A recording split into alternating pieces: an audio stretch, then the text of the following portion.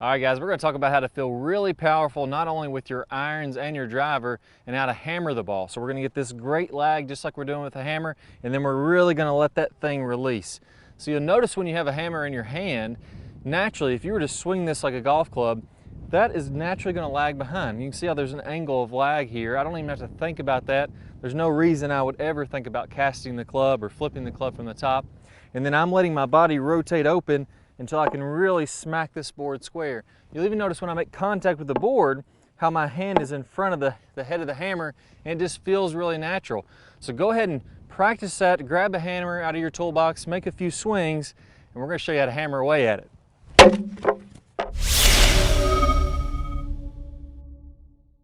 All right, guys, so we can see just how much power that had. I actually surprised myself when I hit that board. It broke into several pieces, but a lot of that is because I'm letting that hammer lag and then naturally keeping the hands in front, letting the momentum of my body just kind of hammer through there. And when I notice people grab a hammer, they just kind of naturally do that. You don't ever try to cast or flip or anything like that. We can do the same thing with a golf club. So here, go ahead and take your golf club, instead of having it straight up and down like you normally grip the club, the face straight up and down, go ahead and turn it 90 degrees to where now my toe would be hitting the golf ball if I set up to this.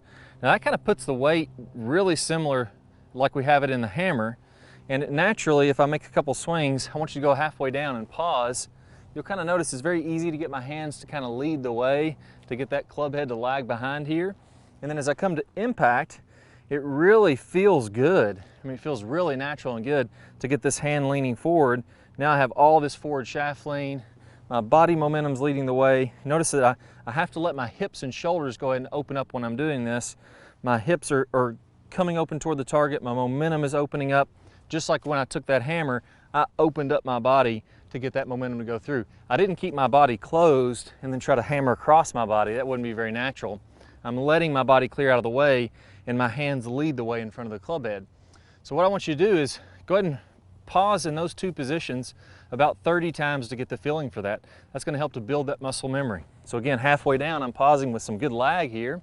And then at impact, my body's opening up, my left hip, my left shoulder, everything's leading the way. I'm gonna pause at impact, getting that great forward shaft lean. And then I'm just gonna go ahead and do that a good 20 or 30 times to feel that. Now once you've done that, I want you to take this same thing and build some momentum with it. So we're gonna do the lag, we're gonna have the hands forward at impact, but I'm gonna rotate all the way on through to a good full finish. Notice my right foot comes all the way around. That's gonna allow my body to come all the way through. My chest is really nice and high as I finish here, and I've rotated as far as I can depending on my flexibility. So if you're not very flexible, just go as far as you can, and that's gonna be perfect. So let's do another 30 reps, building in that momentum, getting that hammer feeling happening with our iron. We'll take it to driver here in a second. So now that I've built that up, let's get that same sensation when I'm hitting a golf ball here, and let's really let it rip. We'll see what it says on Flight Scope. All right, so if we take a look at these numbers, we're seeing that my club head speed was 104.5. I'm happy with that for an iron. Always going to be slower with an iron than it is with a driver. Carry distance was 215 and then rolled out to 218. It's kind of estimating how much it's going to roll, but really happy with that. Now, one of the things that you'll notice, I had some great club head speed, but if we look at my dynamic loft, which is the amount of loft that's on the club at impact, I had about 19 degrees of dynamic loft. So I'm actually de-lofting that club and having some forward shaft lean there. So that ball went high because of the club head speed, but I had my hands in front. I took off some loft to really compress that ball, and that's one of the reasons that it went pretty far, along with some great club head speed. Now we can even take this with a driver. This is one question I get all the time is, should my hands be forward when I'm hitting a driver? Now in relationship to your body, they're gonna be forward. In relationship to the golf ball, you're not gonna be taking that much loft off, maybe a degree or two forward, maybe 3 degrees at the most, but it doesn't have to be that precise. I'm gonna show you a drill here to get the right amount, get it to still launch high.